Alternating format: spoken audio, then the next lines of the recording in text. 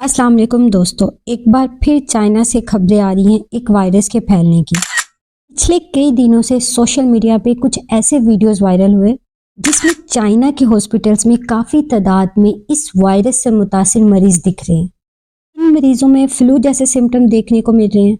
Hospitals में काफ़ी मरीजों का रश है। यहाँ पे सबसे बड़ा डर जो लोगों में देखा जा रहा है कि क्या कोविड-19 की कहानी दोबारा से दोहराई जाएगी।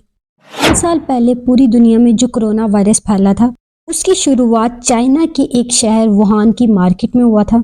अब चाइना की सरकारी न्यूज़ की वेबसाइट के मुताबिक नॉर्थ चाइना के शहर और साउथ चाइना के शहर में सबसे ज़्यादा इस वायरस के केसेस देखने को मिल रहे हैं। इस वायरस का नाम है HMPV, full form human metapneumo virus. ये नाम सुनते ही बहुत से लोगों के दिमागों में ये सवाल आ रहा है कि अब ये कौन सी नई बीमारी आ गई है। ये कौन सा ऐसा नया वायरस है जो बहुत तेज़ी से चाइना में फैल रहा है। लेकिन सच बात दोस्तों ये है, ये कोई एक नया वायरस नहीं है। ये बहुत पुराना वायरस है जिसकी डिस्कवरी आज से 24 साल पहले 2001 में ही हो गई थी। जहां एक तरफ कोविड-19 का ओरिजिन 2019 में हुआ था, यही वजह है कि उसे कोविड-19 कहा जाता है और ऐसा माना जाता है कि ये वायरस चमगादड़ों से निकल कर आया था। वही HMPV वायरस के बारे में कहा जाता है कि आज से 400 साल पहले ये वायरस चिड़ियों में ओरिजिनेट हुआ था। एक रिसर्च के अकॉर्डिंग तब से लेकर अब तक ये वायरस खुद को चेंज करता रहा और अब ये चिड़ियों को इन्फेक्ट नहीं करता बल्कि ये अब इंसानों को इन्फेक्ट करता है। नेदरलैंड में 2001 में इस वायरस से इन्फेक्टेड सबसे पहला केस देखा गया और वहीं से आप कह सकते हैं कि इस वायरस की शुरुआत हुई। अब ऐसा भी नहीं है कि इतने सालों से ये वायरस छुप कर बैठा था और अचानक से 2025 में चाइना में सामने आ गया। नहीं, ऐसा नहीं है, क्योंकि ये वायरस हर सीजन में देखने को मिलता था। लोगों को अक्सर ये वायरस होता है और वो ये महसूस करते हैं कि ये नॉर्मल खांसी या जुकाम है और कुछ दिन के बाद खांसी जुकाम खुद ब खुद ठीक हो जाता है और उन्हें इस चीज़ का अंदाज़ा भी नहीं होता कि उनको HMPV वायरस हुआ था। यही वजह है जिसकी वजह से इसे एनोनिमस वायरस भी कहा जाता है। ये एक रेस्पिरेटरी इन्फेक्शन है। यही वजह है कि इसके सिम्टम इन्फ्लुएंजा और कॉमन कोल्ड के सिम्टम से मिलते जुलते हैं। आसान अल्फाज में जिनको ये वायरस होता है उनको बुखार हो सकता है, नज़ला, जुकाम, खांसी, नाक बंद हो सकती है और सांस लेने में मुश्किल हो सकती है। इस वायरस का इंक्यूबेशन पीरियड 3 से 6 दिन है। इसका मतलब ये है कि जब एक दफ़ा आपको ये इन्फेक्शन हो जाता है तो 3 से 6 दिन लगते हैं आपको ये सिम्टम जाहिर होने में। और जब बीमारी आपको होती है, कितने ज़्यादा आप बीमार रहेंगे, कितने दिन आप बीमार रहेंगे, ये डिपेंड करता है कि कितना सीरियस आपको इन्फेक्शन हुआ है या आपकी हेल्थ कैसी है।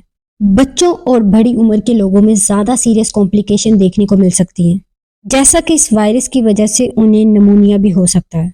यूके की यूनिवर्सिटी ईस्ट एंजिला के प्रोफेसर के मुताबिक ऑलमोस्ट 5 साल से कम उम्र के हर बच्चे को अपनी लाइफ में एक दफ़ा HMP वायरस का इन्फेक्शन हो चुका होता है।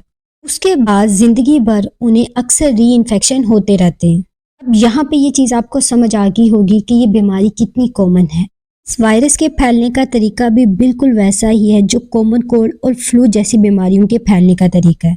ये वायरस खांसी और छींक से निकलने वाली बूंदों से फैलता है या फिर किसी इन्फेक्टेड पर्सन ने अपने हाथ, नाक और मुंह और अपनी आंखों को टच किया हो और फिर उसी हाथ से उसने किसी सरफेस को टच कर लिया और अगर आप उस कंटेमिनेटेड सरफेस को टच कर लेते हैं तो इससे भी ये इन्फेक्शन फैल सकता है। अब बात करते हैं प्रिकॉशंस की। कौन सी ऐसी एहतियाती तदाबीर हैं जिस पर अमल करके आप इस इन्फेक्शन को फैलने से रोक सकते हैं।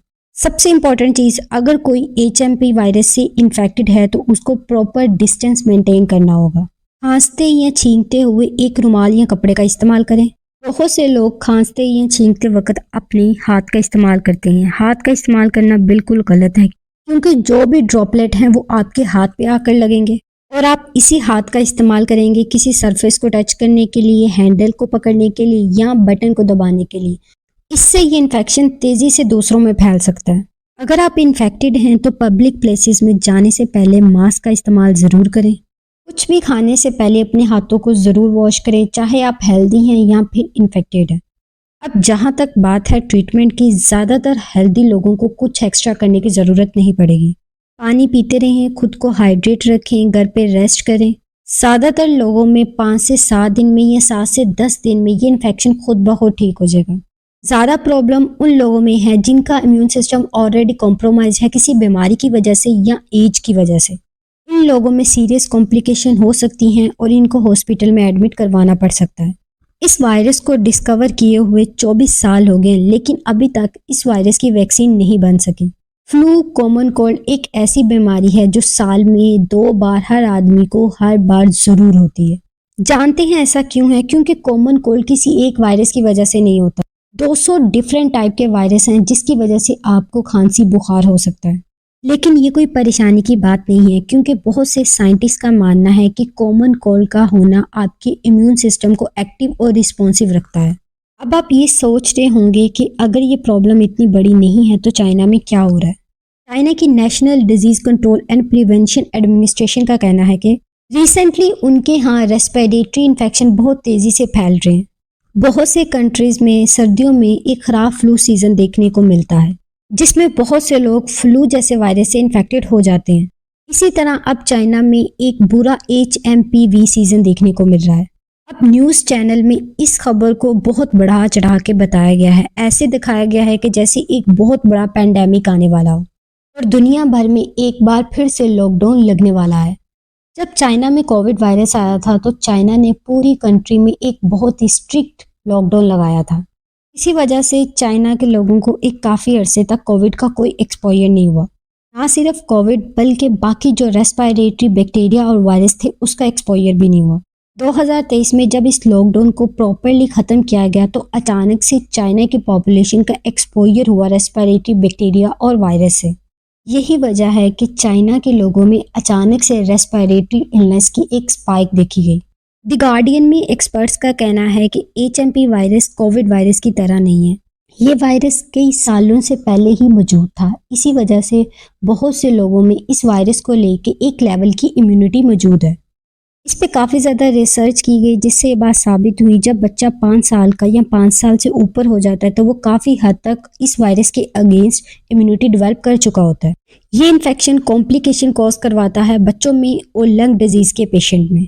2018 में 16,100 लोगों की डेथ हुई थी HMP वायरस की वजह से, जिसमें 65% 6 महीने से कम उम्र के बच्चे थे। यानी कि ज़्यादातर लोग जो इस वायरस की वजह से मारे जा रहे हैं वो 6 महीने से कम उम्र के बच्चे हैं। अडल्ट में इस इन्फेक्शन से मौत होने के चांसेस बहुत कम हैं। प्रिकॉशन फॉलो करें और अपनी हाइजीन को मेंटेन रखें। मैं उम्मीद करती हूँ आज की ये वीडियो आपके लिए हेल्पफुल रही होगी। अगर ये वीडियो पसंद आई है तो इसे दूसरों तक ज़रूर शेयर करें ताकि इस इन्फेक्शन से रिलेटेड जो लोगों की मिसकंसेप्शन है वो दूर हो जाए। चैनल को सब्सक्राइब करते हैं। मिलते हैं अगली वीडियो में, तब तक अपना ख्याल रखें। अल्लाह हाफिज़।